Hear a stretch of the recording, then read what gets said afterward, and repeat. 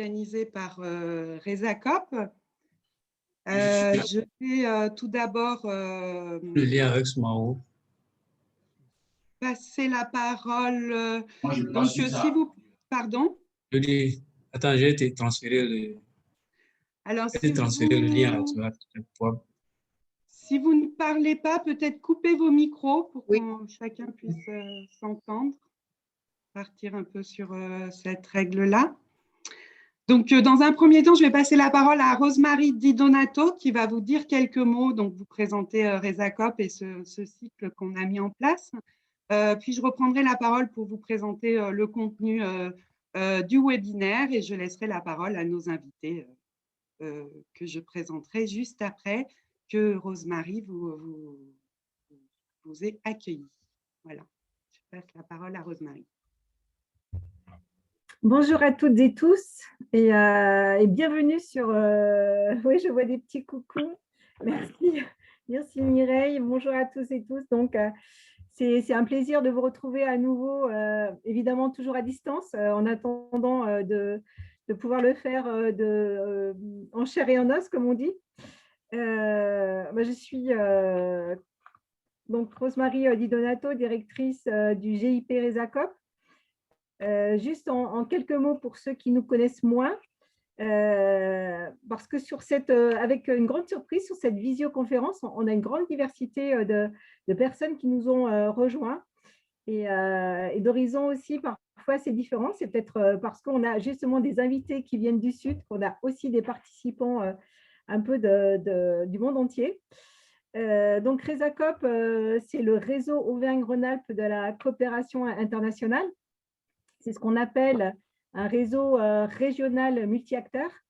Multi-acteurs parce qu'à la fois dans son conseil d'administration, on trouve une diversité d'organisations, que ce soit l'État, des collectivités territoriales, des associations, des centres de formation ou des établissements publics, mais aussi parce que le public est aussi multi-acteur et que l'objectif, c'est bien de mettre tout le monde autour de la table pour travailler ensemble à l'amélioration de la qualité des actions de coopération internationale qui peuvent être menées par des organisations de notre région, mais aussi à travers le partage d'expériences et le croisement des regards, comme ce que nous essayons de faire aujourd'hui, de pouvoir aussi contribuer à donner envie à nos concitoyens de la région Auvergne-Rhône-Alpes, leur donner aussi envie d'aller dans ces projets de coopération et tout simplement de s'ouvrir sur le monde.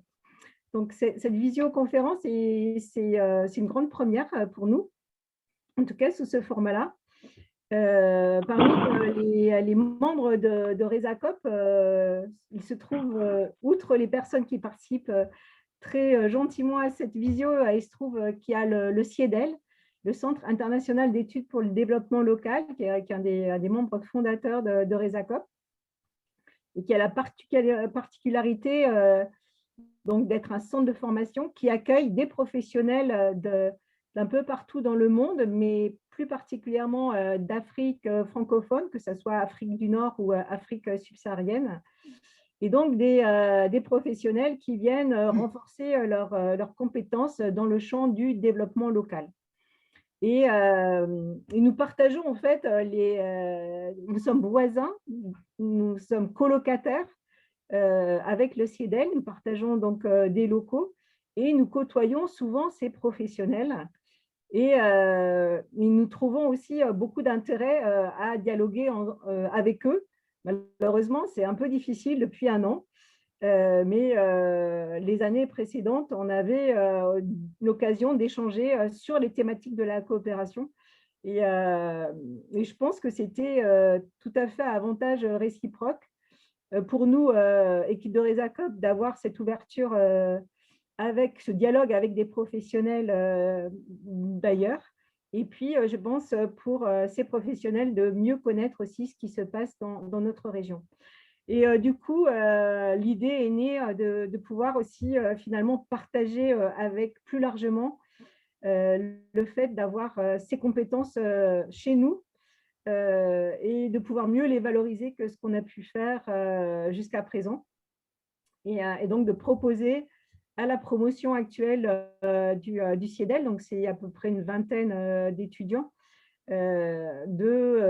autour d'un certain nombre de thématiques qui ont été choisies avec eux. Et Amélie Rémignac a été tout à fait en première ligne sur l'organisation de cette séance et des 2 séances qui suivront, de pouvoir définir des thématiques qui les intéressaient et qui nous semblaient aussi intéresser nos acteurs, les acteurs de la région, pour à la fois finalement partager des expériences qu'on espère variées, hein, en tout cas par rapport à ce que vous pouvez connaître les uns les autres.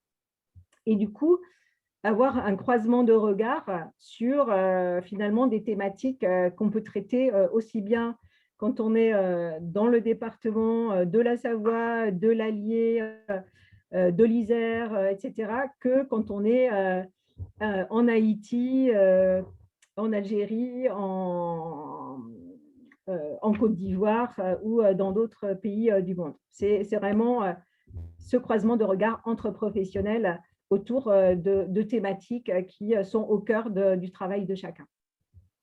Donc, je ne serai pas plus longue. J'avais vraiment envie de partager ça avec vous et puis espérer que cet échange vous intéressera, que vous aurez envie de continuer, puis de nous rejoindre à nouveau dans les prochaines séances. Amélie vous rappellera ça tout de suite, pas tout de suite, mais à la suite de cette première séance. Et j'ai hâte qu'on donne la parole à nos invités. Amélie, je te laisse tout de suite le grand bâton de la grande prêtresse de cette séance. Merci beaucoup. Je vais essayer de faire de mon mieux. Donc, pour aujourd'hui, donc pour ce premier webinaire qui est plutôt sur la thématique donc, de créer une dynamique locale de développement durable et d'amélioration du bien-être des communautés, nous allons avoir la chance d'avoir 2 témoignages. Le premier témoignage de John Joël Cadet, qui donc va nous partager son expérience en Haïti sur le projet Éco-citoyen de demain, qui donc tourne autour de la thématique de l'éducation à l'environnement dans les établissements scolaires en Haïti. Donc, je lui laisserai dans quelques minutes la parole pour qu'il puisse partager avec vous ce témoignage. Et ensuite, nous aurons un témoignage en Algérie, d'un projet en Algérie, d'une association, donc l'association Batnian contre les myopathies, qui un projet donc, de ville inclusive pour les personnes en situation de handicap, qui nous sera présenté donc, par Faisal Marjoub, j'espère que je prononce bien, donc, qui présentera donc, ce projet toujours donc, sur la thématique que je vous ai présentée. Je vais vous donner quelques indications, donc comment ça va être organisé. On aura donc ces 2 témoignages et ensuite on aura qui vont durer à peu près 30 minutes en tout. Et puis on aura donc la moitié, en fait, à peu près la moitié du webinaire pour échanger, répondre aux questions et aussi peut-être avoir des retours sur des éléments qui font écho à vos propres projets sur la dernière partie. Donc, pour cela, je vous invite à poser déjà, vous pouvez poser au fur et à mesure vos questions dans le volet discussion.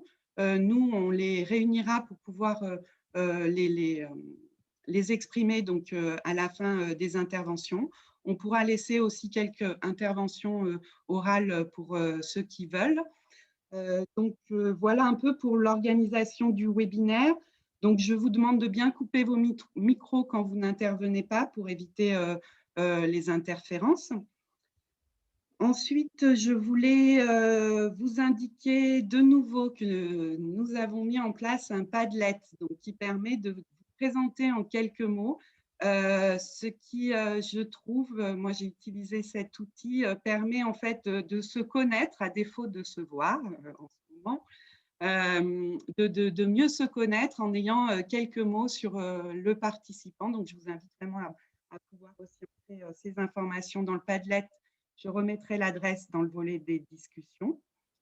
Et enfin, pour finir, vous demandez, voilà, si vous souhaitez partager vos mails pour éviter voilà, trop de formalités dans les demandes d'autorisation de partage des mails, ce que je propose, c'est que ceux qui veulent partager leur mail mettent leur mail dans le volet discussion et nous, on pourra refaire la liste de ces mails qui peuvent être partagés et envoyés à tous les participants à la suite du webinaire avec les PowerPoint de présentation. Voilà, je rappelle juste que c'est enregistré, donc ça, c'est un message que vous avez pu voir dans le formulaire d'inscription. Donc voilà, la séance est enregistrée. Et je vais laisser la parole à John, donc, qui va présenter le projet en Haïti. Merci beaucoup. Et je vais partager mon écran donc, pour mettre la présentation.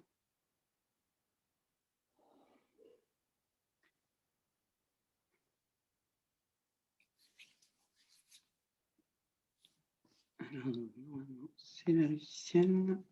Je vais juste changer. Voilà, est-ce que c'est bon, vous voyez? Ok, c'est bon. D'abord, je tiens à remercier le RESACOP pour ce moment d'échange. Pour nous, c'est important de croiser les regards, de partager nos expériences aussi avec d'autres acteurs pour qu'ils puissent voir ce qu'on est en train de faire dans nos pays et aussi discuter avec eux de ce qu'ils font aussi sur leur territoire. Je vais faire avec vous un petit voyage dans les Caraïbes. Donc, il y a des gens qui ne connaissent pas Haïti. Bon, on va en discuter un tout petit peu autour d'un projet, autour d'une action. Mais je vais faire cette présentation en 4 temps. D'abord, je vais présenter des éléments de généralité. Ensuite, un peu le contexte, la présentation du projet et des éléments de perspective. Donc, tout ça en 15 minutes, pas plus.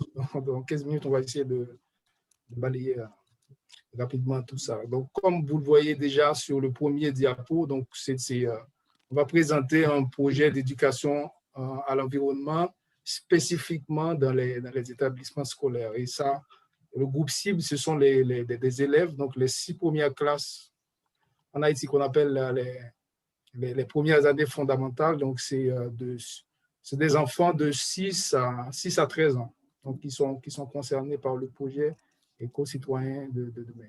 On va parler aussi de partenariat entre les acteurs pour la construction et la mise en œuvre du projet.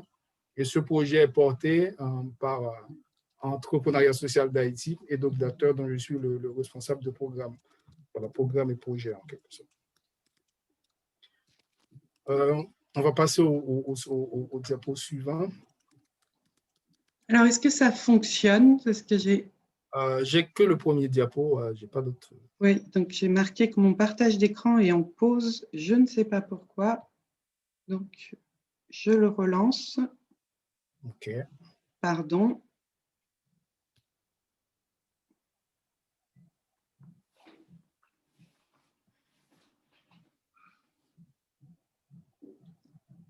C'est bon. Voilà, on va commencer par des éléments de généralité pour rappeler 2 choses en matière de gestion durable des déchets. Bon, c'est gestion de l'environnement, mais on va faire une entrée sur la gestion durable des déchets. La première chose que je voudrais rappeler, ce sont les enjeux de la gestion durable des déchets. Quand on parle de gestion durable des déchets, bon, on parle de déchets, mais on pourra aussi parler pas forcément des déchets, ce sont des intrants aussi, des produits en fin de vie. Il y a 3 choses ou 3 enjeux à rappeler. Le premier enjeu, c'est un enjeu purement environnemental. Donc, gestion de déchets, c'est une question de protection de l'environnement. Je vais parler de l'environnement naturel. Bon, après, Faisal, il va parler aussi de l'environnement. Le développement durable, ce n'est pas uniquement l'environnement naturel, mais c'est aussi l'environnement artificiel, l'environnement bâti. Et Faisal va en parler. Donc, le premier enjeu, c'est un enjeu de protection de l'environnement naturel. question de limitation de gaz à effet de serre et aussi une question de prolongement de la vie de la matière.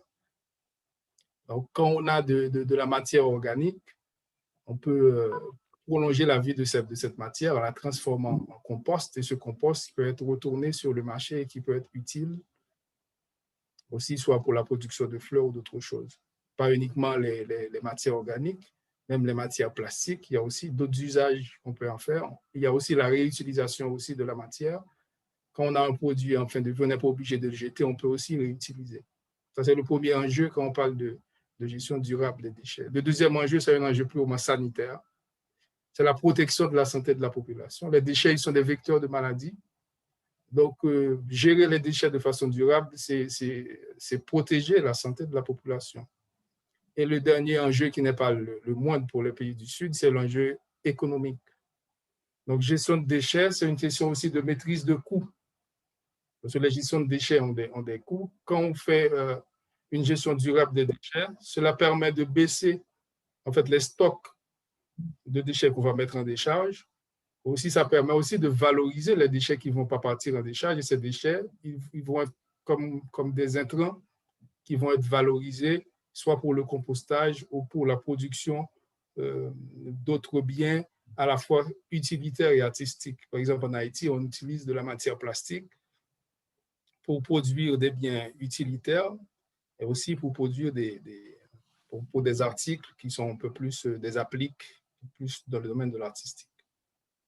Ça, c'est la première chose. Donc, gestion de déchets, il y a la question des enjeux, ces trois enjeux-là, environnemental, sanitaire et économique. Aussi, la gestion de déchets a aussi des liens avec les ODD. Donc, on va mettre plus l'accent sur l'ODD 12. On pourrait aussi prendre l'ODD 17, qui est la notion de partenariat, qui est le dernier objectif de développement durable. Mais sur l'ODD 12, donc la gestion, ça se formule ainsi, la gestion durable des déchets, c'est une contribution à cet objectif, qui est d'établir des modes de consommation et de production durable. La cible spécifique pour cet objectif, c'est cible 5. Donc, l'objectif, c'est 2030, c'est dans 9 ans, de réduire considérablement la production des déchets par la prévention, la réduction et le recyclage. Donc, le commentaire qu'on peut faire par rapport à ça, c'est que la gestion durable des déchets s'inscrit dans un agenda mondial. Ce n'est pas quelque chose d'isolé, mais ça s'inscrit véritablement dans un agenda véritablement mondial. Ça, c'est le premier diapo. Ça, c'est le premier point qu'on voudrait faire. Après, je vais faire un petit détour. Comme je disais, je vais faire un petit voyage en Haïti. Là, on est à Fort-Liberté pour juste une petite présentation de Fort-Liberté. C'est une population de plus de 30 000 habitants, plus de 50% de jeunes. Et j'ai pris cette image pour vous présenter, pour montrer que Fort-Liberté, ça remonte au XVIIIe siècle. Donc, c'est la première moitié du XVIIIe siècle, 1730, avec le Fort Dauphin. Donc, c'était un équipement militaire dans le temps quand ça a été construit, parce que c'est un fort dans la fortification, mais aujourd'hui, c'est plus valorisé à des fins touristiques. Donc, c'est un site qui est utilisé à des fins touristiques, même s'il y a encore des besoins de valorisation de ce site. Donc, j'ai juste présenté l'image pour vous donner une idée de Fort-Liberté. Voilà. On avance un tout petit peu. Amélie. Voilà. Le contexte. Là, pour vraiment, on était dans la généralité, présentation de la ville, mais des éléments de contexte de ce projet éco-citoyen de demain. Pour présenter le contexte, j'ai pris juste une image. Cette image, c'est l'image d'un ministre de tourisme qui décerne une plaque d'honneur à la ville de Fort-Liberté. La ville de Fort-Liberté, c'est une ville du département du Nord-Est. Donc, c'est bien écrit, cette plaque est décernée pour la propreté exceptionnelle de la ville. Et j'ai noté en bas, c'est une ville avec une tradition de propreté des rues. Attends, maintenant, c'est que c'est ton métro. Sinon, chez moi, là-bas, tu vois ce que ça fait.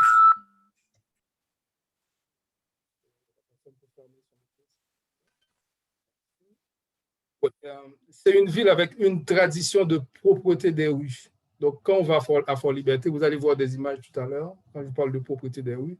C'est une ville avec des rues très propres, Donc, les habitants de Fort-Liberté, en fait, dans un travail que je faisais sur le terrain, un diagnostic dans le cadre de ce projet-là, j'ai discuté avec des Fort-Dauphinois, donc les habitants de Fort-Liberté.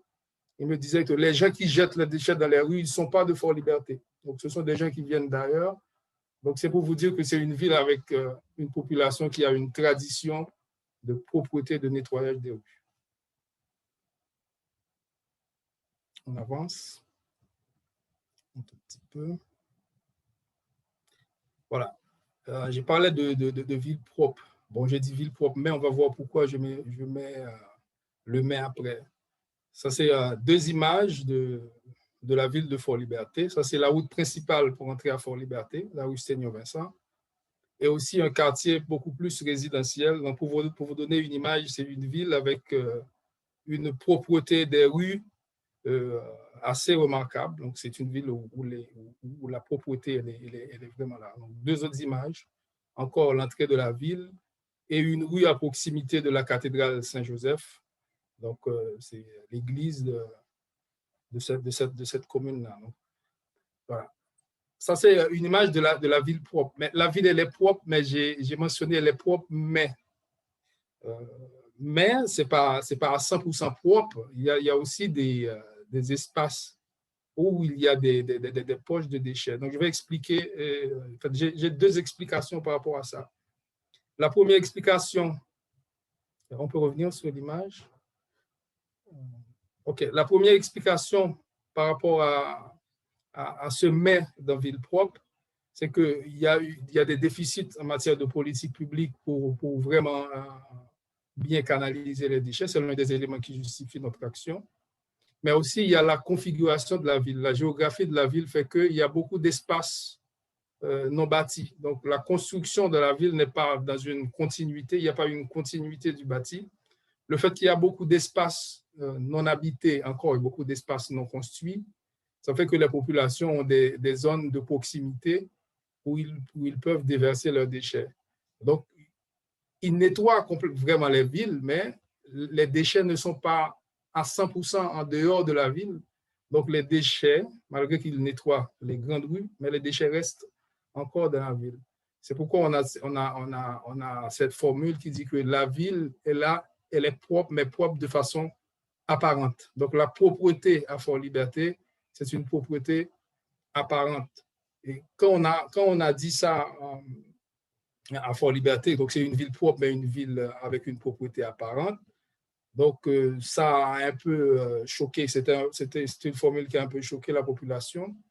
Maintenant, qu'est-ce que ça a provoqué au-delà du projet? Donc, ces sites-là que je vous présente, ces sites ont été systématiquement éradiqués par les populations. Une fois qu'ils ont assisté à la présentation des résultats de ce travail de diagnostic, donc, ils se sont organisés pour enlever ces sites de décharge. Pourquoi? Parce que pour eux, la ville de Fort-Liberté, c'est une ville qui a une tradition de propreté.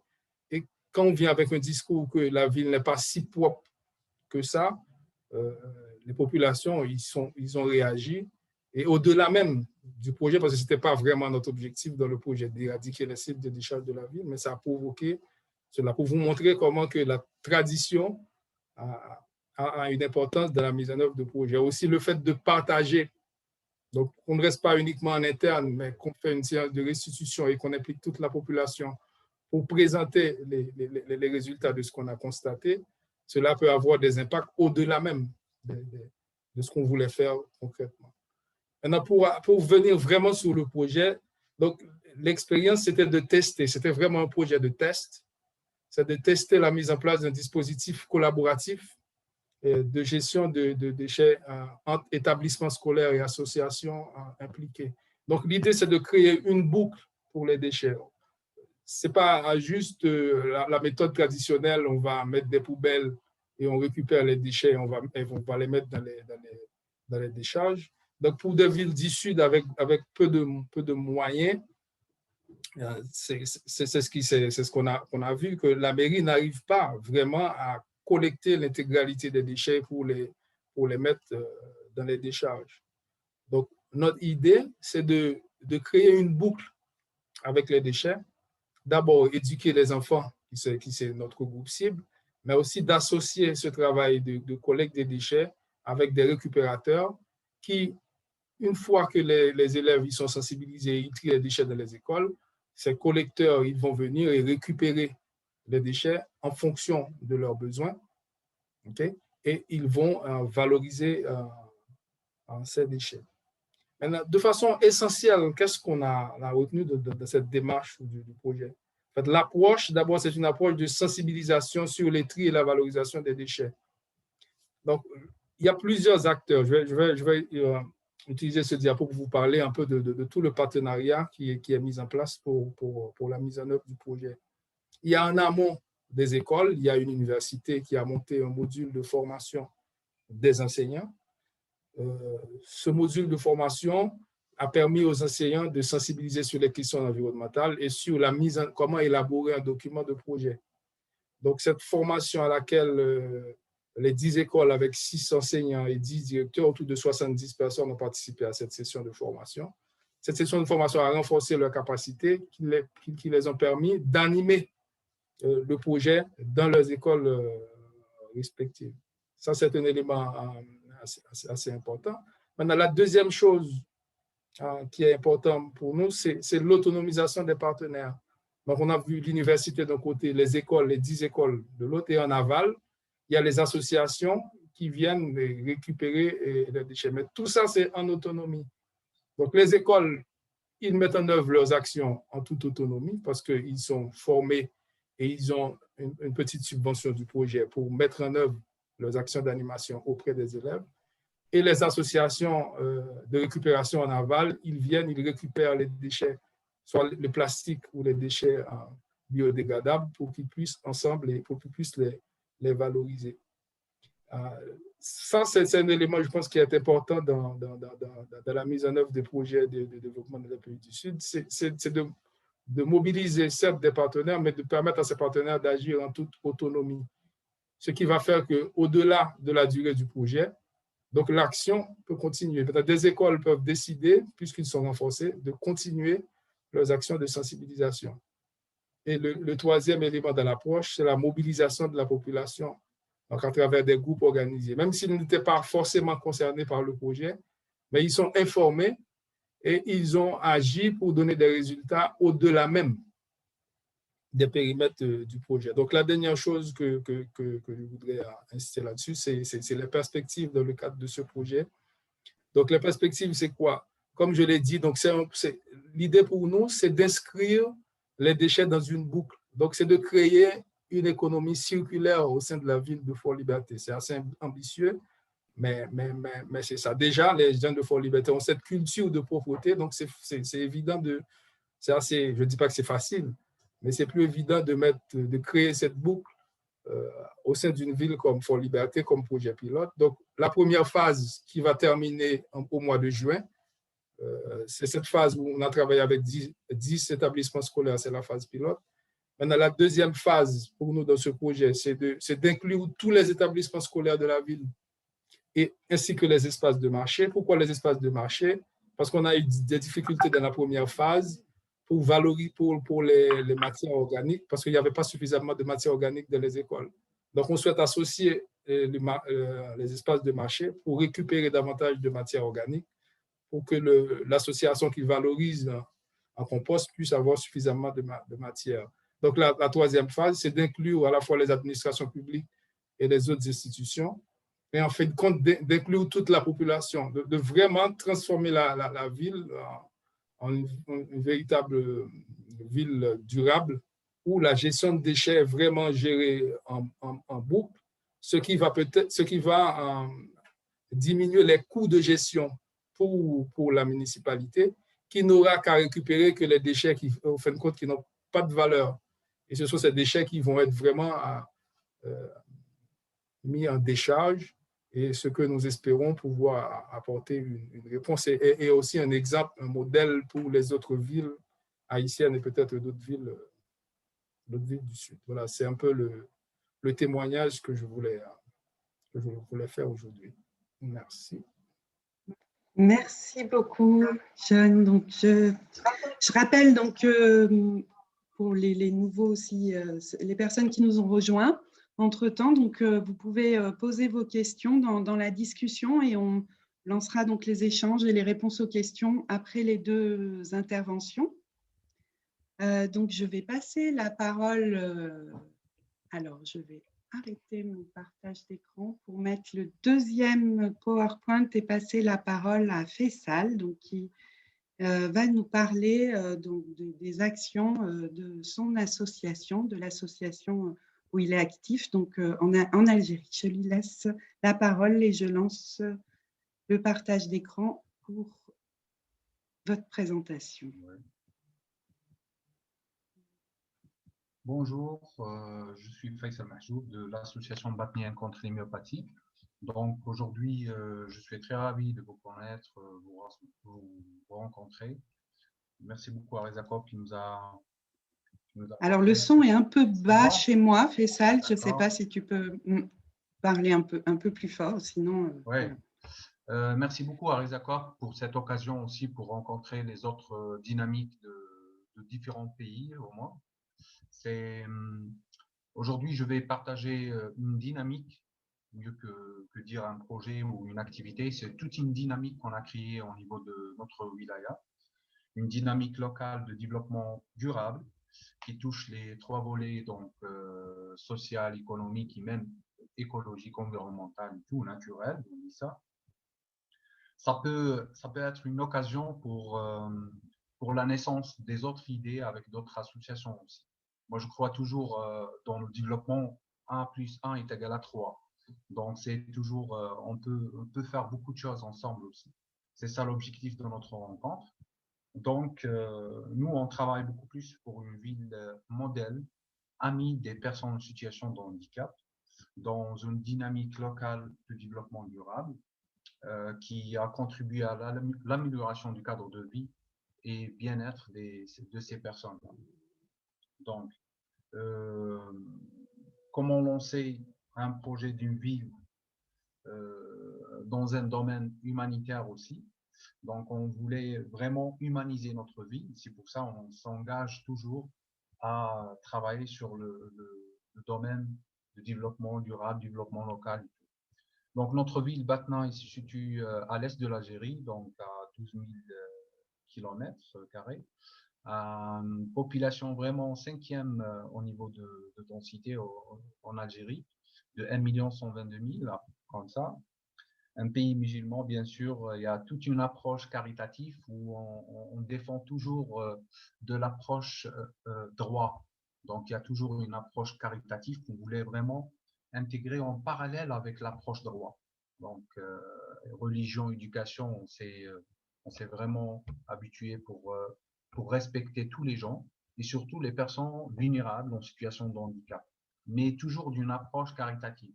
Donc, nous, on travaille beaucoup plus sur l'intégration de l'approche droit de ces personnes-là. Donc, le potentiel aussi touristique et culturel, on a les forêts, les parcs nationaux aussi, les ruines romaines et tout. Donc, tous ces sites et vestiges, on n'a pas la chance avec nos personnes en situation de handicap de les visiter, de les découvrir. Donc, tout ça, c'est un contexte qui nous pousse à faire une dynamique, des projets, des activités dans ce sens. Aussi une volonté politique aussi et tout un arsenal de textes de toutes les institutions en Algérie qui participent à la promotion des droits des PSH. On a ratifié aussi la Convention relative aux droits des personnes en situation de handicap en 2009. Tout un arsenal de textes et lois qui favorisent justement les droits et l'accessibilité surtout avec la norme par exemple algérienne de l'accessibilité. Je vous mets ça en lien pour télécharger ça peut-être et voir. Donc il y a tout le cadre structurel, administratif et législatif pour faire une ville modèle amie des handicapés. Mais toujours il y a un problème qu'il faut travailler aussi pour rendre cette ville à l'image aussi. On a 2 universités avec 70 000 étudiants et laboratoires de recherche universitaires aussi. Tout ce potentiel culturel aussi, de savoir qu'on qu'on utilise. On travaille avec eux aussi en partenariat pour développer des activités. Soyez toujours ensemble pour réaliser nos actions sur le terrain. C'est un outil pour nous en partenariat toujours. Donc, j'ai parlé aussi sur le côté environnemental et des potentiels touristiques de la ville aussi. Donc, c'est ça un objectif pour faire une ville modèle, humanitaire, amie des personnes en situation de handicap. La BCM aussi, elle est le fruit de la naissance. Sa naissance, elle est le fruit d'un partenariat aussi au sein du réseau algérien des associations des myopathes, RAM, d'où vient l'idée de création de notre association. Donc, c'est pour ça, dans notre philosophie, il y a toujours ce partenariat qui circule. On fait toujours les choses avec les autres, on ne fait pas seul. Donc, pour développer les résultats mieux qu'on travaille seul aussi.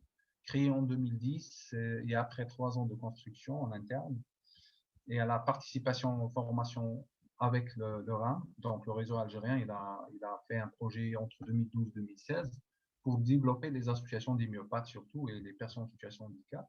Nous, on a profité pour développer nos capacités au niveau interne afin de faire face à tous les enjeux de la ville et les enjeux qui fait une situation de bien-être pour les personnes en situation de handicap. Nous, on base beaucoup sur notre projet associatif ou projet institutionnel, sur notre mission.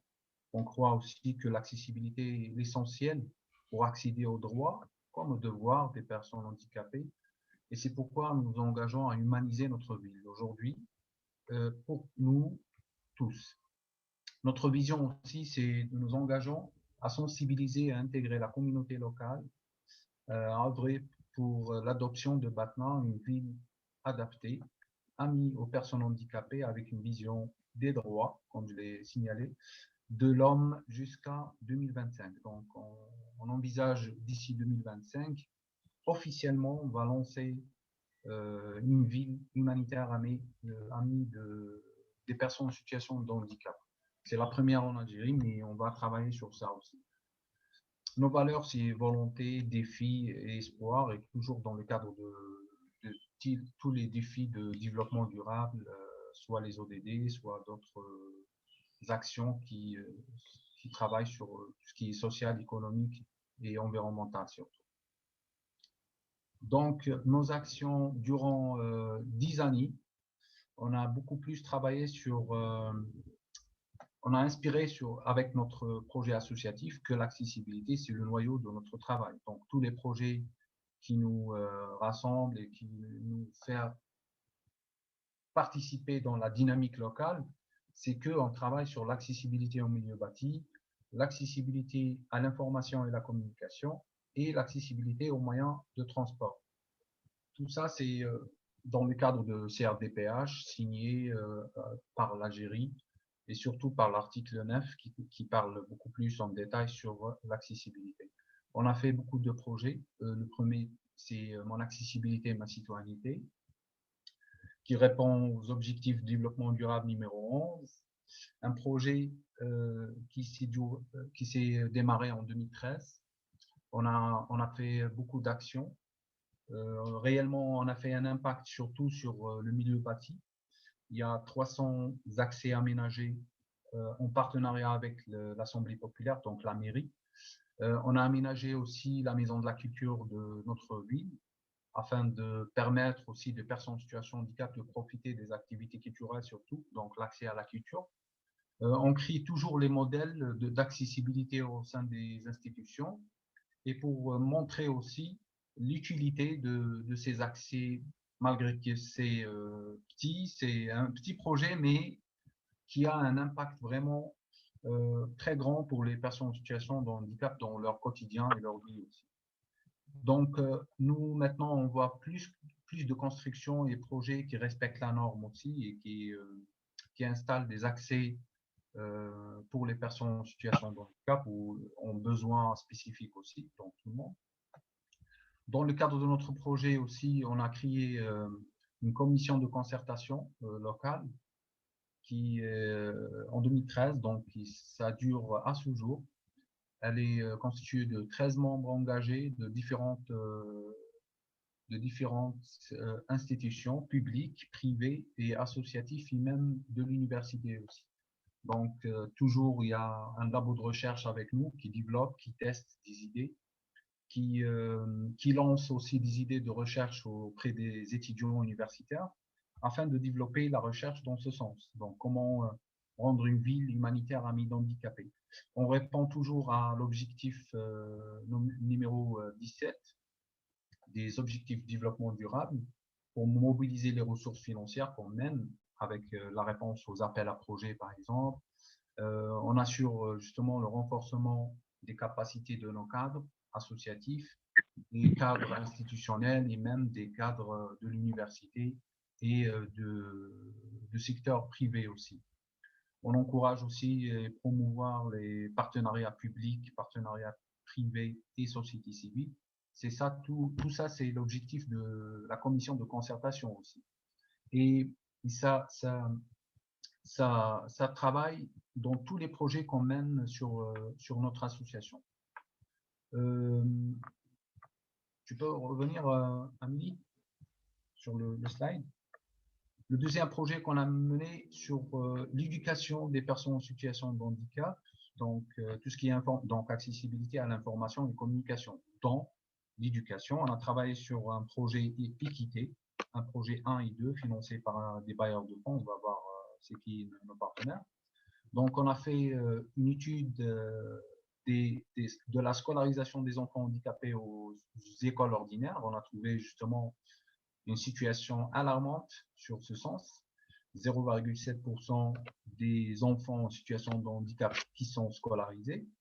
Malheureusement, il y a beaucoup qui ne sont pas scolarisés malgré qu'ils ont les capacités d'être aux écoles ordinaires. Toute cette question d'éducation inclusive, on a travaillé dans ce sens et on continue toujours à développer notre modèle de projet afin de plaider les résultats et les bienfaits de l'éducation inclusive ou bien même à l'accessibilité au milieu bâti. On a développé aussi un projet modèle sur le journalisme de handicap. On a formé dernièrement sur un projet avec Batik International. On a formé 6 personnes en situation de handicap, 6 jeunes universitaires sont formés sur les techniques de rédaction journalistique. Donc, on a une page par mois sur le journal local Auras News, un partenaire aussi. On développe maintenant un site internet qui va gérer avec les personnes formées. Ce sont des personnes en situation de handicap. Ça va leur permettre aussi d'intégrer le monde du travail aussi. Ça va créer des postes d'emploi avec des projets qu'on mène, avec des recherches de fonds qu'on mène pour réaliser le projet et assurer son succès. Il y a des promesses aussi de recrutement auprès du même journal qui a promis de recruter 1 ou 2 personnes en situation de handicap bénéficier de cette formation. Donc, vite, Amélie. Oui, je vais retourner. Donc, voilà. Il y a toujours aussi l'idée de commission de concertation qui se déroule toujours avec nos projets. On travaille aussi sur l'insertion professionnelle et l'entrepreneuriat des personnes handicapées. On fait des formations, des techniques d'entrepreneuriat et on a aussi des promesses de recrutement interne. Surtout, en interne, on a recruté déjà un handicapé qui travaille à l'association, donc un salarié. On fait profiter aussi les personnes en situation de handicap par nos visites touristiques et de loisirs aussi, à travers le véhicule qu'on a acheté donc pour réaliser justement l'objectif de l'accessibilité aux moyens de transport. On fait véhiculer des étudiants à l'université, des enfants soit à l'hôpital pour faire des visites médicales ou bien même des visites de loisirs aussi. Donc tout ça, c'est des modèles de projets qui réalisent l'accessibilité vraiment à la vie des personnes en situation de handicap. Et nous, on fait le plaidoyer pour ces résultats afin de généraliser toute cette culture d'accessibilité au niveau de la ville. On travaille avec des partenaires de tous les sens. Donc, on a une philosophie de travailler avec 4 secteurs. Donc, secteur étatique, tout ce qui est étatique, pour juste résumer tout ça, tous ces acteurs. Dans tous les projets, on travaille avec le secteur public, le secteur privé, le secteur associatif ou bien sociétal et le secteur de savoir. Donc, on travaille toujours avec l'université, avec ses labos de recherche, avec les étudiants qui développent des sujets et des thématiques de recherche aussi, et on les valorise avec nos actions et projets. On travaille avec les associations pour développer leurs capacités aussi en termes de gestion de projets de développement, être en partenariat pour développer des actions au niveau local avec les personnes en situation de handicap dans d'autres domaines qu'on ne maîtrise pas, donc pour faire justement accomplir le travail au niveau local. On travaille avec le secteur privé justement pour le recrutement des personnes en situation de handicap, développement de leurs compétences et même de la formation, comme le cas du journalisme de handicap, qui est une journaliste qui a fait la formation. Donc, le journal, il est engagé avec nous pour faire des formations aux personnes en situation de handicap universitaires. Et après, il nous a donné des promesses aussi de les recruter. Tout ça, c'est un impact qu'on le mène toujours, on crée une dynamique qui va toujours au bien des PSH, des personnes en situation de handicap. On travaille aussi bien sûr, avec le secteur public qui a tous les moyens pour réaliser ou bien pour respecter la ratification de la Convention relative aux personnes en situation de handicap, la CDPH. Donc, c'est son rôle aussi. Nous, on travaille en complémentarité avec eux dans différentes directions, surtout direction technique de la mairie, direction de l'éducation nationale, dans les projets INSAP ou bien Équité 1 et 2, et la direction de transport surtout. Donc, c'est les axes aussi qu'on mène dans notre projet institutionnel sur le milieu bâti, Infocom et moyens de transport. Tout ça, c'est... Tu peux dépasser? Je dépassais même de 2 minutes. Hein. Ça, c'est la participation à l'information dans le projet qu'on a mené. Le slide avant. Avant. Voilà. Ça, c'est le premier article qui est sorti écrit par les personnes en situation de handicap. Voilà. Une convention avec le journal local AOS News, une formation en rédaction journalistique, une page par mois éditée par les bénéficiaires. C'est des personnes en handicap qui écrivent des articles et qui valorisent leur métier aussi maintenant. Donc, c'est sur des différents sujets qui concernent les PSH à la vie d'amis d'handicapés. Donc, il y a quelques photos aussi qui démontrent notre activité. Voilà, on travaille toujours de création des modèles success story dans chaque domaine qui englobe toujours dans l'accessibilité soit au milieu bâti, soit à l'infocom, soit aux moyens de transport, afin de plaider la situation et améliorer aussi la situation des personnes en situation de handicap dans leur vie. Nos horizons aussi, on espère aussi travailler sur l'accès aux soins et l'échange technique avec les techniciens sur la prise en charge médicale et sociale des personnes en situation de handicap, surtout les myopathes aussi. On travaille aussi sur l'échange technique, sur tout ce qui est normes de l'accessibilité et techniques de réalisation. Et la coopération sud-sud, nord-sud, ça nous intéresse aussi. Et merci beaucoup pour votre attention. Merci beaucoup, Faisal. On vous remercie donc, pour ces témoignages d'expérience très intéressantes. Hein. C'est enrichissant de voir tous ces acteurs mobilisés autour des initiatives et puis votre aussi participation active dans ces projets qui sont, voilà, dont les actions sont quand même très, très variées. On va laisser donc la parole au public, donc aux participants. Si vous souhaitez poser des questions donc, à nos intervenants, peut-être dans un premier temps, puis après on pourra aussi voir s'il y a des éléments qui font écho à vos actions, mais dans un premier temps, peut-être voilà, des questions d'éclaircissement ou autres aux projets qui viennent d'être présentés. Alors, ce que je propose, c'est que vous pouvez lever la main pour peut-être donner la parole si vous voulez poser vos questions à l'oral. Et toujours, donc, le volet discussion est disponible pour poser vos questions à l'écrit que nous répercuterons envers tout le monde.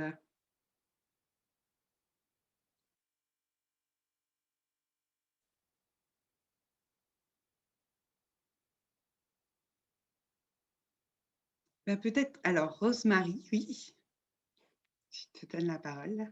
Oui, des fois, c'est les premières questions qui sont les plus difficiles. Oui. Donc, moi, je veux bien me lancer. En fait, il y a deux choses qui m'ont frappée aussi bien dans l'une et dans les deux témoignages. Et donc, ça m'intéresse d'en savoir plus. C'est en fait, dans les deux cas, finalement, l'action, elle a une sorte de bannière. Dans le cadre de Port Liberté, c'est la bannière de la ville propre. Et puis, dans le cas de Batna, c'est la ville amie des handicapés. Donc voilà, j'ai trouvé ça vraiment, enfin, j'ai trouvé ça m'a frappé en fait que finalement, c'est. Alors, est-ce que ça veut dire que cette bannière, j'appelle ça comme ça, mais il y a peut-être d'autres termes, que cette bannière, c'est aussi un élément important de la mobilisation. Donc, on a, voilà, on a besoin de ça aussi pour que les citoyens, les habitants, les institutions aussi se rallient en fait à cette bannière. Allô, Mémé? Là, je pense qu'on a un micro qui est ouvert. Un micro ouvert. Essayez de le trouver. Voilà, merci. Et puis, la deuxième chose qui m'a frappée aussi bien c'est en fait le souci, aussi bien en Haïti qu'en Algérie, d'associer, enfin, de s'inscrire dans des politiques publiques locales. Et voilà, qui a sûrement ses bonnes raisons. En tout cas, voilà, si vous pouviez nous donner un petit éclairage à la fois sur ce que j'appelle la bannière, c'est peut-être pas le mot approprié, et puis sur finalement, quelle est la posture finalement de vos structures respectives par rapport voilà, à la place que vous entendez tenir ou au dialogue que vous entendez avoir avec les institutions publiques. Merci d'avance.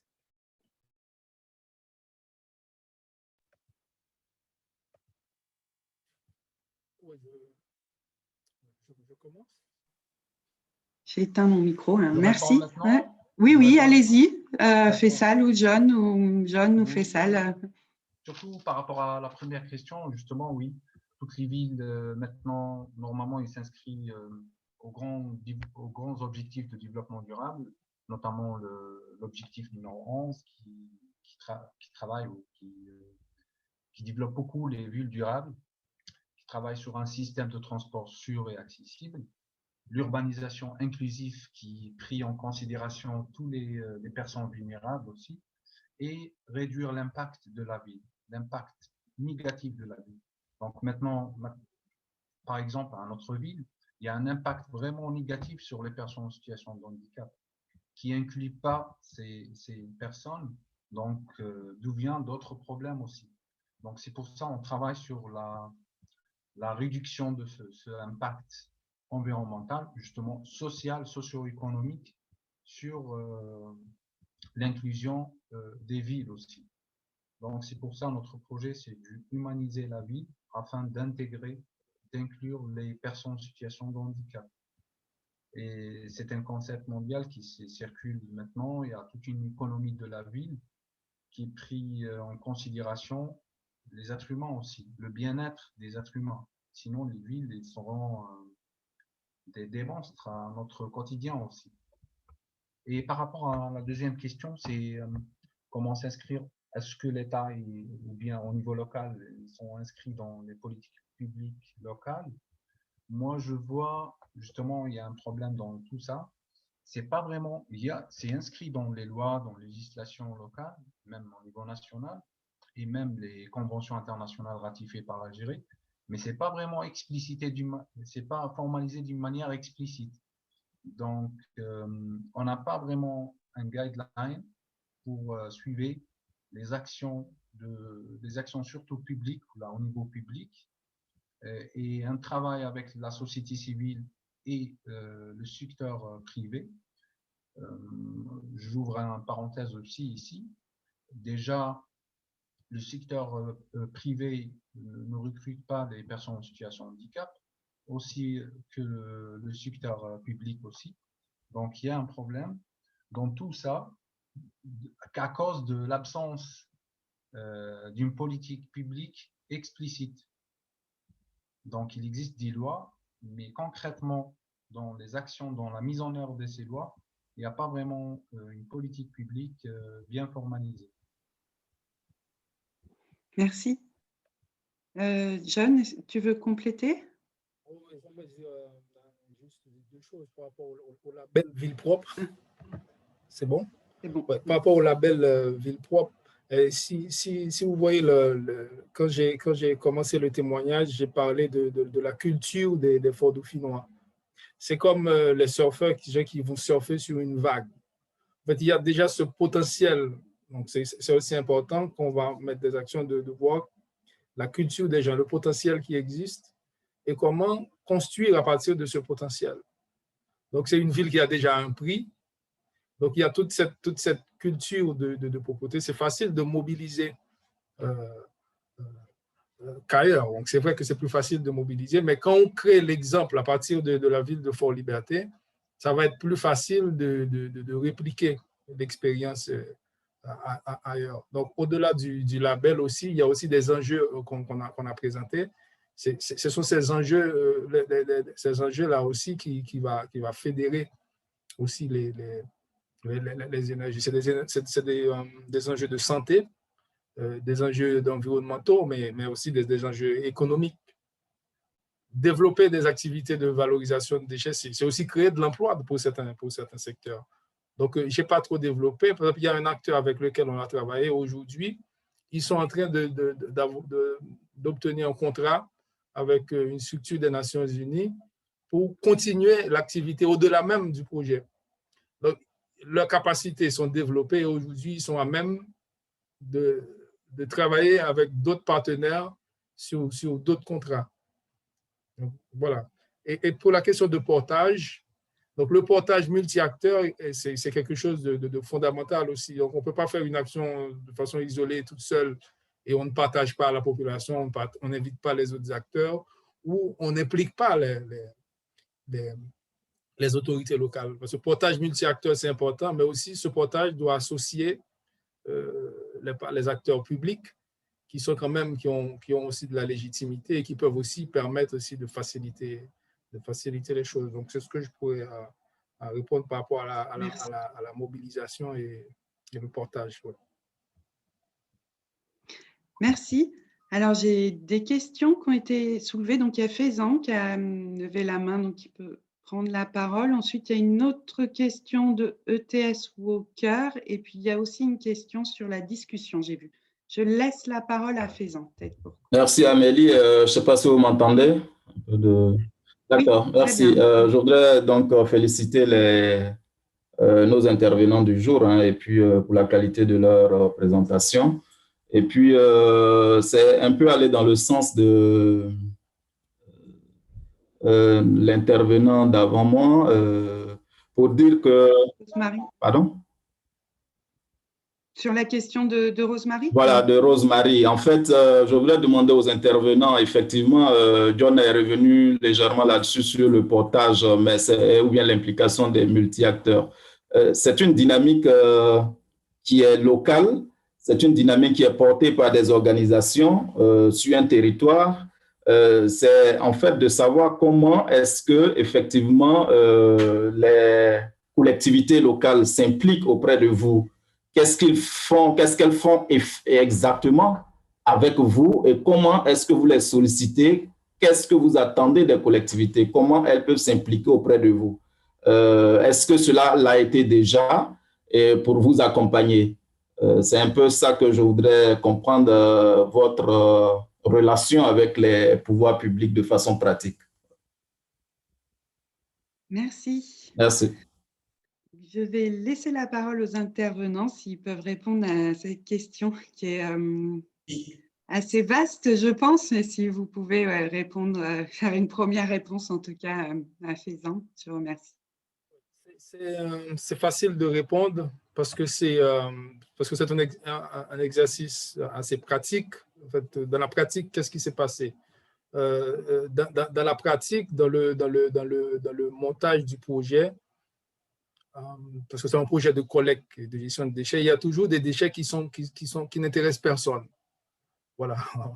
Maintenant, les déchets qui n'intéressent personne, normalement, ça intéresse la commune, parce que de toute façon, c'est à la commune aussi de s'en occuper.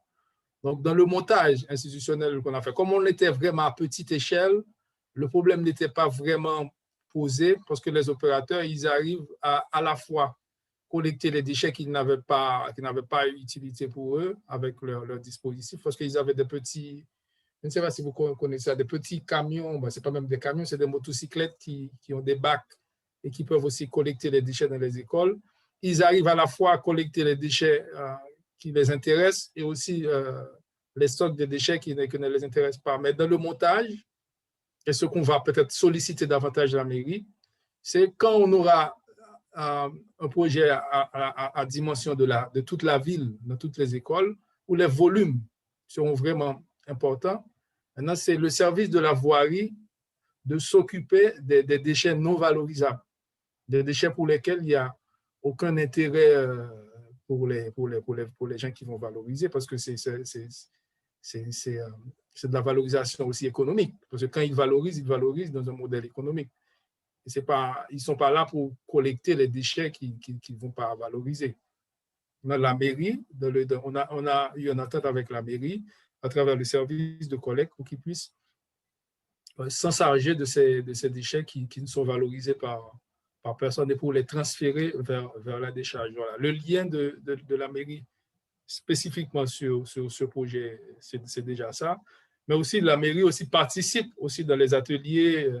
Donc, on a rencontré le directeur de la mairie qui a été aussi un acteur aussi dans le projet. Donc, ce que je n'ai pas dit, donc c'est un projet qui a été financé à autour de 60% dans le cadre d'un dispositif de l'ambassade de France qui s'appelle PISCA. Voilà, à 60%, c'est l'ambassade de France qui a financé, mais pour le reste, c'était à la fois les associations et aussi la mairie, voilà, qui a participé au montage financier. Voilà. Pluriacteur, c'est aussi une façon de mobiliser aussi de ressources financières, mais aussi d'associer d'autres acteurs aussi à la dynamique, incluant la municipalité. Parce qu'à la base, c'est la responsabilité de la municipalité de gérer les déchets. Donc, c'est comme une opportunité qu'on donne à la mairie quand on associe d'autres associations qui vont réduire déjà le stock qu'il aura à transporter vers la décharge.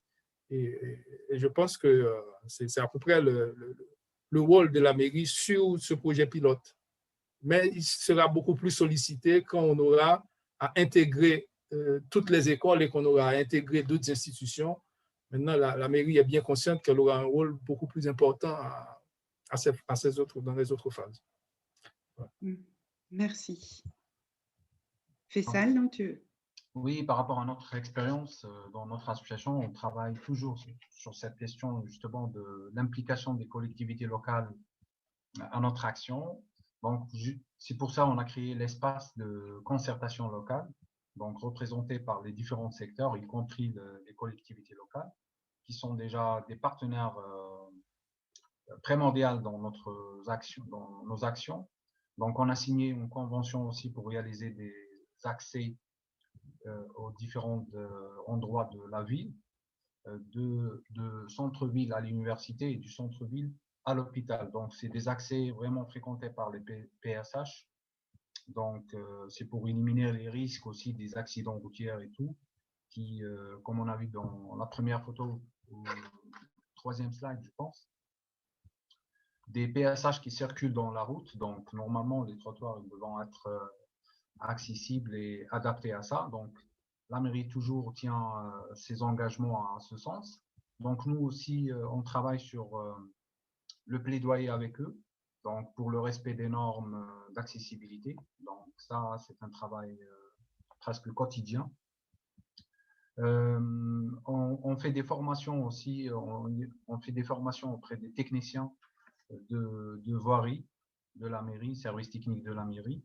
On a envoyé même des architectes dans le cadre du projet Mon accessibilité, ma citoyenneté 1 à Lyon même, pour faire une formation sur les techniques de réalisation des trottoirs et des routes accessibles aussi. Donc tout ça, on a fait des formations aux tous les architectes de la mairie. Tout ça, c'est un travail de partenariat dans le cadre de l'espace de concertation commun. Et encourager et promouvoir les partenariats avec eux, avec les secteurs publics, privés et même sociétal, associatifs ou même de savoir et l'université. Et il y a une question aussi sur le chat que j'ai écrit sur les collectivités, l'accessibilité justement, et la majorité c'est réalisé par le secteur public, dans les institutions publiques surtout. On n'a pas vraiment une étude, un diagnostic réel sur l'État, sur le pourcentage d'évolution de cette conscientisation sociale, de ce changement aussi social par rapport à l'accessibilité au PSH. Donc, on envisage l'année prochaine, Inch'Allah, pour faire le diagnostic territorial sur cette question d'accessibilité au milieu bâti surtout. On va créer le mécanisme qui nous permet de mesurer l'évolution de cet impact, Inch'Allah. D'accord. Et la première partie de la question, c'est sur les normes d'accessibilité sur les bâtiments publics ou privés. Donc, tu disais que c'était plutôt sur le…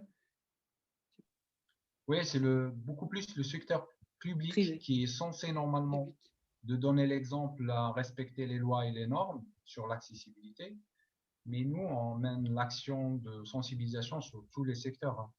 Donc, c'est sûr que le secteur public, il a beaucoup plus de structures et bâtiments qui le gèrent.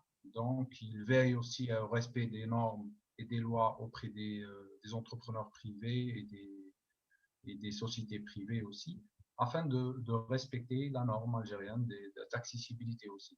C'est tout un travail de plaidoyer aussi, de sensibilisation, afin d'installer la conscientisation sociale. Je vais peut-être laisser la parole à ETS Walker, qui levait la main donc, depuis un moment, puis on reprendra les questions sur la discussion. Vous nous entendez? Là, je n'ai pas votre prénom, c'est entre ETS Walker. Il y a une main levée. Je n'ai pas de réponse, alors peut-être qu'il va nous faire signe. Peut-être qu'il a levé la main. Oui, je suis là, je suis. Oui, bonjour. Vous vouliez poser une question? Voilà, c'est M. Ouattara. En fait, ma question a été plus ou moins posée, mais de façon indirecte par M. Faisan. Vous m'entendez? Oui, oui, on vous entend. En fait, je voulais demander à nos deux intervenants, surtout comment ils ont démarré leur projet, avec surtout quels moyens. Mais vous voyez que dans l'intervention, il a dit qu'ils ont eu un financement à hauteur de 60% de la part de la mairie, parce que c'est vrai, c'est bien de démarrer de tels projets, mais il faut aussi un minimum. Un minimum. La volonté seule ne suffit pas souvent. Si vous n'avez pas une brouette, vous comprenez que vous ne pouvez pas collecter des décharges même de 10 kilos. Voilà, ça c'est un minimum. Donc, je voulais voir un peu comment ils ont démarré, avec quels moyens surtout. Parce que ça, c'est le point de départ. C'est ce que j'avais voulu poser, mais ils ont répondu à une partie. À une partie. Mais surtout leur démarrage, leur début. C'est ce que j'aurais voulu voir. Parce que nous sommes à zéro. Est-ce qu'un jour, on serait tenté de démarrer et arriver à leur niveau? Mais comment peut-être que ça nous permettra nous aussi de copier sur eux. Pourquoi pas? Voilà. Merci, je vais laisser voir s'ils peuvent compléter. J'en profite aussi, il y a une question donc, sur la discussion sur s'il existe des mesures incitatives à l'embauche des personnes handicapées dans les entreprises en Algérie. Donc, on peut voir ces deux éléments. Puis, je vous rappelle donc que si vous avez laissé votre mail dans le volet discussion, comme je le proposais au départ, ce sera les mails qu'on aura le droit de partager entre tout le monde. Donc, je referai une liste et puis avec tous ces mails-là, donc n'hésitez pas à les laisser. Comme ça, vous pourrez aussi prendre contact après avec telle ou telle personne ou avec les intervenants, bien sûr, pour compléter si vous voulez d'autres détails. Je laisse donc John et Faisal répondre aux questions.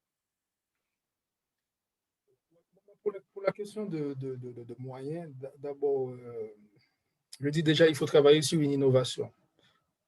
Il faut travailler sur quelque chose qui peut mobiliser, qui peut intéresser à la fois les acteurs et des bailleurs aussi. C'est de travailler sur quelque chose d'innovant. Maintenant, quand l'idée elle est innovante, elle va intéresser d'autres. Il va intéresser des bailleurs. Par exemple, je dis que notre action a été à 60% financée par... il y a un dispositif dans les consulats ou dans les ambassades de France à travers le monde qui s'appelle PISCA. Je pense que c'est partout dans tous les pays où la France est, ce dispositif existe. Et c'est un dispositif qui accompagne vraiment des actions innovantes. Si tu as une action innovante, il y a un appel et que tu soumets la demande, il faut que c'est innovant. De toute façon, ça va être utile à la population. Ils vont financer, mais ils ne vont pas financer à 100%. Maintenant, il faut aussi mobiliser à la fois d'autres acteurs, d'autres bailleurs, peut-être du privé ou la mairie ou d'autres acteurs pour aussi compléter le financement. Voilà. Maintenant, une fois que le dispositif est innovant, ça aussi, ça peut aider. L'autre chose aussi que je peux dire, c'est que si vous allez voir dans notre projet, on a beaucoup responsabilisé les acteurs. Par exemple, on aurait pu utiliser pour faire les animations dans les écoles, on aurait pu mobiliser des animateurs et payer ces animateurs. Ça, c'est aussi, il faut avoir des coûts, il faut avoir des moyens pour payer des animateurs pour aller dans les écoles. Mais on a préféré renforcer la capacité des professeurs qui vont eux-mêmes faire cette animation. Voilà, dans le montage institutionnel aussi, on peut faire des économies en termes de coûts, de la manière dont on va monter le dispositif aussi. Ça permet aussi au projet de s'inscrire dans la pérennité. Par exemple, je l'ai dit, il y a un acteur qu'on a renforcé et je suis fier de le dire que cet acteur-là gère aujourd'hui un projet avec PNUD de plus de 25 000 $ américains sur le secteur valorisation de matières plastiques, alors qu'avant, ils n'avaient aucune capacité là-dessus. Ils sont renforcés. Maintenant, il faut aussi qu'ils trouvent l'opportunité. Ce n'est pas évident que tous les acteurs ils vont trouver tout le temps toutes les opportunités. Mais il faut se préparer pour pouvoir saisir les opportunités quand les opportunités se présentent. Je pense que le mieux, c'est de travailler sur quelque chose d'innovant et après de voir comment mobiliser les ressources. Ça peut prendre du temps, mais je pense qu'une fois qu'on a une idée innovante, on trouvera les ressources. Parce que les ressources, il y en existe de toute façon. Merci. Faisal, tu souhaites compléter puis répondre peut-être sur les mesures à l'embauche, la question sur…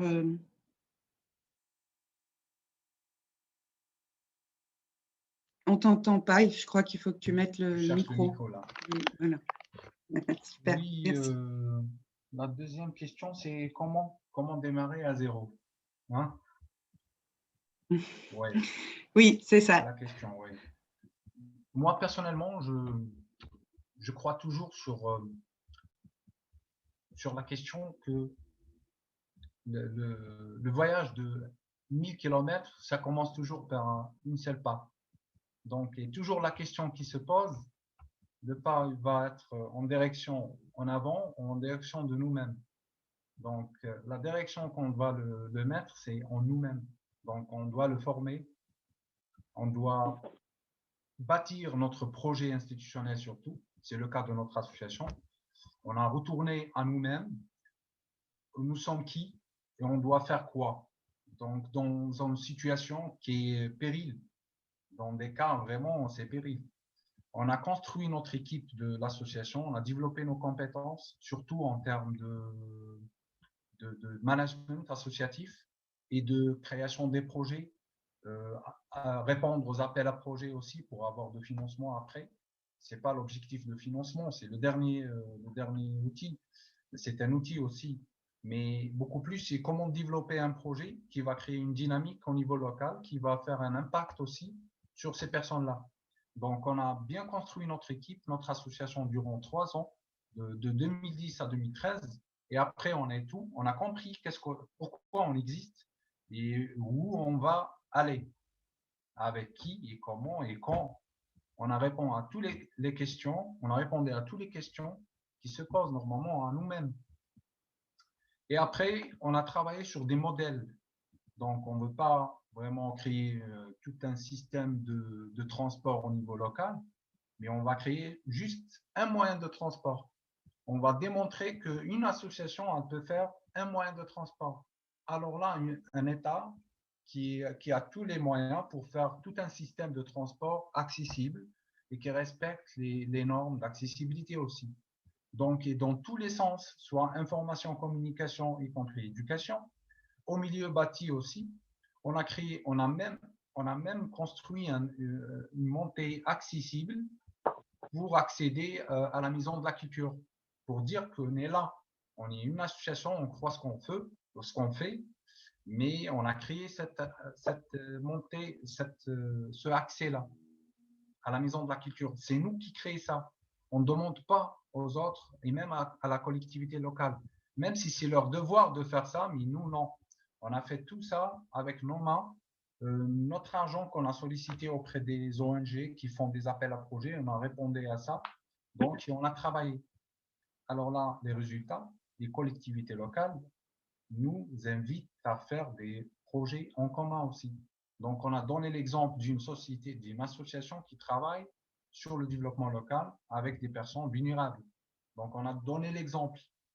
On a travaillé sur nous-mêmes, on a développé nous-mêmes. Donc, ça va arriver à créer d'autres partenariats avec les autres. Quand tu seras vraiment sérieux, engagé dans votre cause et durant toute l'année que vous exercez cette cause, que vous croyez vraiment à votre cause, donc tu seras là, tu seras avec succès aussi. Je pense que j'ai répondu. La deuxième question, c'est par rapport à recrutement, les mesures de recrutement des personnes en situation de handicap. Oui, il y a des dispositifs de financement, de formation d'abord à l'université, à la formation professionnelle.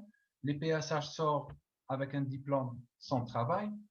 Moi, je pense qu'il y a toutes les lois qui obligent même les sociétés, soit privées, publiques, même d'autres associatifs et tout, pour recruter ces personnes. Il y a 1% de secteur public et privé, donc le travail salarial. Il y a aussi des organismes qui accompagnent les personnes en situation de handicap à développer leurs projets entrepreneurial. Donc, il y a les pépinières d'entreprises qui font des formations sur les techniques d'entrepreneuriat.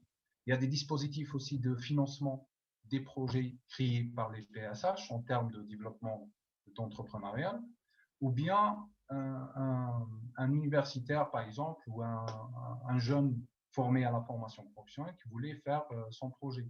Donc, il y a tous les dispositifs de financement qui permet à l'intégration, surtout à l'inclusion professionnelle, c'est ça le mot. Mais malheureusement, il y a la volonté, il y a la loi, mais on doit oser à réaliser tout ça, à appliquer toutes ces lois sur le terrain. C'est ça ce qu'on mène aussi, tout un travail de plaidoyer afin de respecter les lois et aller dans ce sens aussi. Merci beaucoup. Merci. Il nous reste encore quelques minutes. Je ne sais pas s'il y a d'autres questions ou des souhaits d'intervention, de compléments, peut-être en écho à d'autres actions. Il y a monsieur Fernand Rollet qui vient de lever le doigt. Oui, alors c'était peut-être pour dire super. Il a levé le pouce, mais est-ce Peut-être que c'était qu'il souhaite prendre la parole? Monsieur Oui, Rollet, oui, non, Fernand? Oui, j'avais apprécié la dernière intervention. Euh, Ce qui est, bon, je me présente, Fernand Rollet, je suis coprésident d'une association qui s'appelle Misola, de lutte contre la malnutrition infantile en Afrique de l'Ouest. Ce qui est intéressant, c'est qu'on s'aperçoit que, au fond, ce qui fait l'intérêt et la pertinence des projets, ce sont toujours les mêmes ressorts, c'est-à-dire, effectivement, j'ai entendu la notion de travail, de travail participatif, de consortium d'acteurs et d'innovation. Et je voudrais juste rapidement témoigner un peu d'une action qu'on est en train de mener au Burkina Faso. Il s'agit de, voilà, nous on produit, on a une stratégie d'éducation nutritionnelle des populations et de lutte donc en particulier contre la malnutrition infantile. On croit que la question est réglée, mais pas du tout. En particulier dans les pays de la zone sahélienne, il faut savoir que 3 enfants sur 10 ne dépassent pas l'âge de 5 ans. Et ça, c'est lié aux conséquences de la malnutrition. Donc, nous, on produit une farine infantile enrichie qui est de marque Misola. On est implanté dans 12 pays d'Afrique de l'Ouest et on a à peu près 65 unités de production qui produisent une farine à partir des ressources matérielles et agricoles locales. Misola, c'est mil, soja, lait, arachide, et géré par des groupements féminins. Et on a été amené, à travers des appels à projets, à réfléchir à notre propre projet. D'ailleurs, la région Auvergne-Rhône-Alpes est partenaire de ce projet avec la région des Hauts-de-France. Notre siège est ici, dans la région des Hauts-de-France, mais on a une délégation régionale qui est gérée par Georges Linossier à Lyon. On en a en Île-de-France, à Bruxelles, on a 5 délégations régionales en France. Mais dans le projet dont je voulais vous parler, qui vraiment s'inscrit dans le thème de cette conférence sur la dynamique locale au service d'un développement durable, on a réfléchi à nos unités. Et on vient de sortir un projet là, qui va démarrer cette année, financé donc par ces 2 régions que je viens de vous citer, d'un démonstrateur d'une unité de production de farine à haute performance énergétique et environnementale, sur lesquels on a réfléchi avec des entreprises locales, une architecte burkinabé sur ce qu'on appelle les constructions passives, et avec des entreprises en matière d'énergie solaire, de traitement des eaux usées et de recyclage des déchets organiques, parce qu'on produit énormément de déchets organiques. Et ce démonstrateur va nous servir de modèle à nos futures implantations. C'est un projet qui est très suivi par le PAM. Voilà rapidement brossé, mais c'est vrai que les deux facteurs qui ont été déterminants, c'est l'innovation effectivement du projet et le travail participatif avec à la fois les populations locales et puis les compétences entre nos pays à nous et les pays africains. Voilà. merci.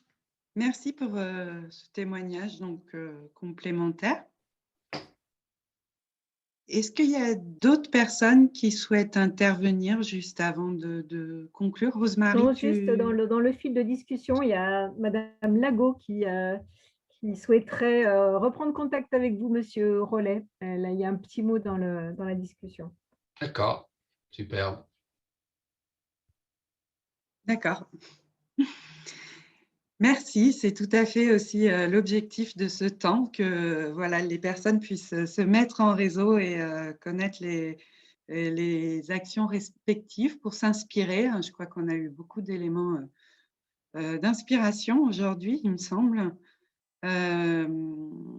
Est-ce qu'il y a d'autres personnes qui souhaiteraient intervenir ou est-ce qu'il y a d'autres questions Sinon, je pense qu'on va pouvoir peut-être conclure. Merci beaucoup aux intervenants pour ces témoignages riches, très intéressants et vraiment au niveau de la mobilisation, du travail multi-acteurs. Il me semble que c'est des exemples quand même bien illustrants. Et donc, merci à vous. Merci aussi à tous les participants. Donc, je rappelle que c'est le premier webinaire d'un cycle de 3 séances. Les prochaines séances se dérouleront donc mardi prochain à la même heure et ensuite le jeudi 20 mai, toujours entre 16h et 17h30. La prochaine séance, donc le 18 mai, ce sera plutôt sur la mobilisation de la jeunesse et notamment mobiliser les jeunes dans la prise de décision. Donc, on aura trois exemples d'actions diverses en Côte d'Ivoire, au Bénin et au Cameroun qui essaieront de répondre à ces questions. Et ensuite, jeudi 20 mai, ce sera travaillé en partenariat avec une collectivité, avec de nouveau le projet de John, mais plutôt du coup avec un focus plus sur le partenariat avec la collectivité en Haïti. Et puis en Côte d'Ivoire, donc le fonctionnement d'une collectivité en Côte d'Ivoire nous sera expliqué un peu plus en détail pour pouvoir aussi échanger sur les différents fonctionnements qui peuvent exister sur les différents territoires et les points communs et les différences. Donc, pour mieux travailler aussi avec les collectivités sur les différents projets. Rosemarie, est-ce que tu souhaitais ajouter quelque chose? Non, juste dire que c'était… je trouve que c'est des moments un peu à part, que c'est des moments où on peut être vraiment sur le fond. Moi, j'avais encore plein de questions, mais je pense qu'on aura d'autres occasions de partager, notamment sur… c'était Faisal notamment qui a parlé à la fois de l'approche caritative, l'approche par l'accès aux droits. C'est vraiment un des sujets que nous, on essaye aussi de promouvoir au sein de RESACOP, c'est-à-dire, bien sûr, il y a…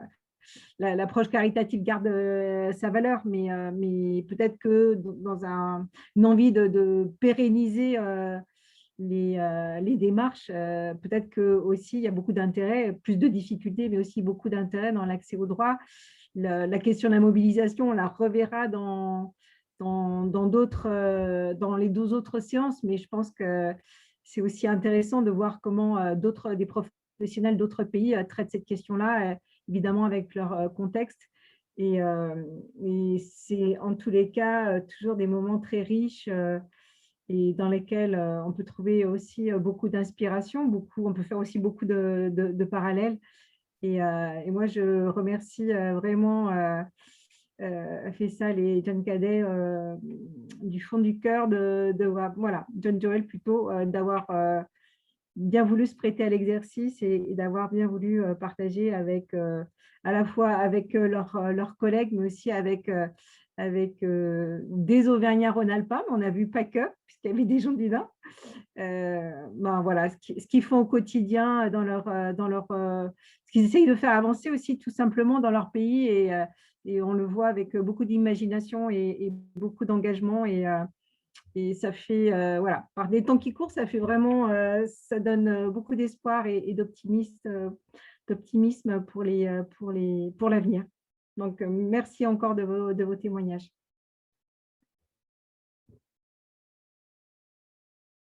Donc, sur ces beaux mots de conclusion, je ne vais rien ajouter. Je vais souhaiter donc à tout le monde une très bonne soirée, peut-être un bon long week-end, puisque voilà, on a le jour férié là qui arrive, et vous remercier de nouveau pour votre participation.